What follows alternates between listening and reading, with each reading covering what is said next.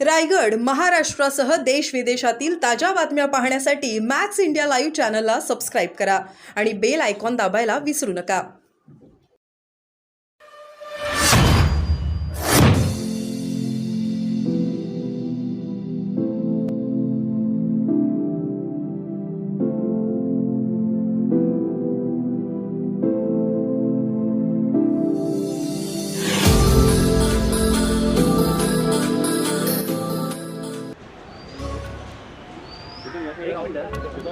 Camera माझा इथे आहे. सर, लोकसभा निवडणुकीचं बिगुल वाजेल. आज पत्रकार परिषद आहे. यापूर्वी ईडीने पुन्हा एकदा BRSच्या कविता आहेत ज्या आमदार त्यांना अटक केलेली आहे. अजून देखील दबाव तंत्र चालू आहे असं तुम्हाला वाटतं? नक्कीच. माजी मुख्यमंत्री तेलंगणाचे KCR राव यांच्या कन्येला काल अटक केली. सोकॉल्ड मद्य घोटाळा, लोकसभा निवडणुकीच्या तोंडावर त्यांना अटक केली. एका महिलेला, त्या माजी खासदार आहेत, चौकशी पूर्ण झाली पण त्यांना अटक केली. हे दबावतंत्र आहे. खरं म्हणजे इतका मोठा इलेक्ट्रॉल बॉन्डचा घोटाळा समोर आला. हजारो कोटी रुपये ब्लॅक मनी म्हणजे काळा पैसा, भ्रष्टाचाराचा पैसा, धंद्याच्या बदल्यात चंदा. ज्या कंपनीचं टर्नओव्हर 150 कोटी आहे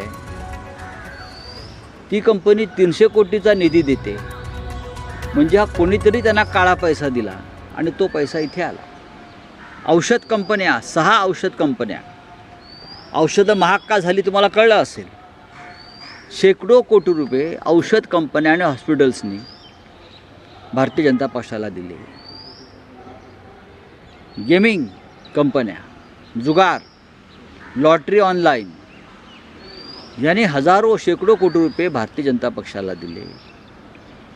ज्यांच्यावर ईडीची कारवाई सुरू आहे, ज्यांच्यावर छापे पडले, त्या कंपन्याने भारतीय जनता पक्षाला पैसे दिले. खरं म्हणजे मनी लॉन्ड्रिंगची केस ही भारतीय जनता पक्षाच्या अध्यक्षांवर चालायला पाहिजे, प्रधानमंत्र्यांवर चालायला पाहिजे आणि त्यांना अटक केली पाहिजे. तुम्ही विरोधी पक्षाच्या नेत्यांना अटका करता आणि तुम्ही सगळा हजारो कोटीचा लुटमार आणि दरोडे टाकून मोकळे राहता आणि वर आम्हाला नीतिमत्ता शिकवता. आपचे 2 मंत्री तुरुंगात आहेत. आज कविता जेलमध्ये गेल्या. आमच्या लोकांना धमकवलं जात आहे. पण ही त्यांची शेवटची निवडणूक आहे. त्यानंतर तपास यंत्रणा, काल राहुल गांधींनी सांगितलं आहे ना, काल राहुल गांधींनी सांगितलेलं आहे की ज्या पद्धतीनं भारतीय जनता पक्षाच्या एक्स्ट्रॉशनला म्हणजे हप्तेबाजीला या केंद्रीय तपास यंत्रणांनी मदत केलेली आहे, वसुली एजंट म्हणून काम केलं आहे, त्या सगळ्यांची चौकशी BJPचं सरकार गेल्यावर होईल. सर, ज्याप्रमाणे आपण बघतोय, जर असंच सुरू राहिलं आणि पुन्हा एकदा जर हेच सरकार आलं तर जी लोकशाही आहे ही संपुष्टात येईल आणि हुकुमशाही हे सरकार, चित्र आहे का? हुकुमशाही सुरूच झालेली आहे. पण मी खात्रीनं सांगतो, ज्या पद्धतीचा इलेक्ट्रॉल बॉन्ड घोटाळा, भ्रष्टाचार समोर आलेला आहे आणि तो फक्त शहरापुरता मर्यादित नाही तर गावातल्या शेवटच्या माणसापर्यंत मोदींचा सिर्फ मैं खाऊंगा हा मेसेज गेलेला आहे. या इलेक्ट्रॉल बॉन्ड घोटाळ्यामध्ये ना खाऊंगा ना खाने दूंगा नहीं, मैं और मेरे लोग खाएंगे, उसके लिए कुछ भी करेंगे, डाका डालेंगे, दरोडा डालेंगे, कुछ भी करेंगे. हा संदेश ग्रामीण भागातल्या गावातल्या शेवटच्या माणसापर्यंत पोचलेला आहे. त्याच्यामुळे मोदींचं सरकार पुन्हा येणार नाही. हे भ्रष्ट सरकार म्हणजे देशाला लागलेला कलंक आहे आणि हा कलंक धुवून काढावा लागेल. 400 पार त्यांनी नारा दिला आहे. 400 पार मोदीजींनी की 400 पार आणि हद्द पार. 400 पारच्या आला त्यांची 400 पार. यावेळी 400 पार. 400 पार नहीं, भाजपा तड़ीपार है, तसा नारा दिला है. जब देने दो ना. 400 पार वही भ्रष्टाचार का जो पैसा, इलेक्ट्रॉल बॉन्ड घोटाला जो सामने आया है, हाँ, सबसे पैसा लिया है. जिसको जिसको धंधा दिया वो सबसे चंदा लिया. उससे बड़ा घोटाला देश के इतिहास में नहीं हुआ, विश्व के इतिहास में नहीं हुआ।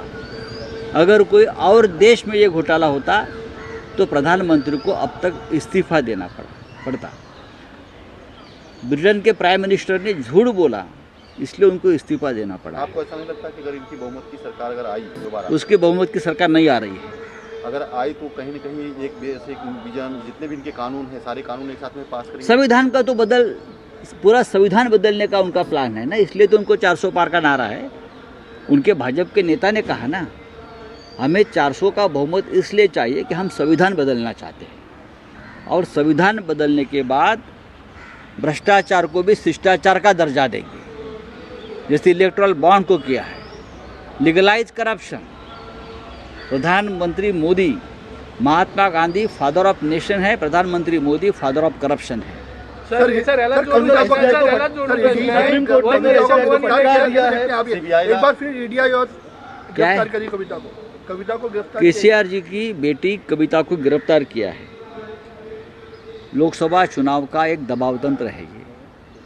पूरे देश में जो बीजेपी के खिलाफ लड़ना चाहते हैं उनके लिए एक मैसेज दिया है, अगर हमारे खिलाफ बोलोगे, लड़ोगे तो जैसी कविता जी को हमने अरेस्ट किया, आपको अरेस्ट कर देंगे।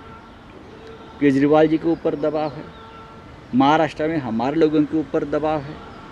बात ऐसी है भाई, ईडी सीबीआई को मैं बताना चाहता हूँ, कल राहुल जी ने कहा सरकार बदलेगी तो आप क्या करोगे?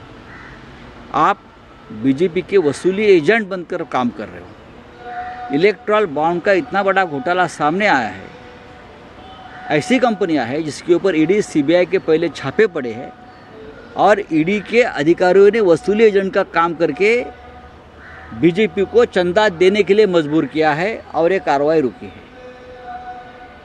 फार्मास्यूटिकल कंपनी जो दवाई बनाते हैं गरीबों के लिए, उससे हज़ारों करोड़ का चंदा लिया। तो आपको समझना चाहिए कि दवाई, गरीबों की दवाई क्यों महंगी है, बीजेपी को चंदा देना पड़ा।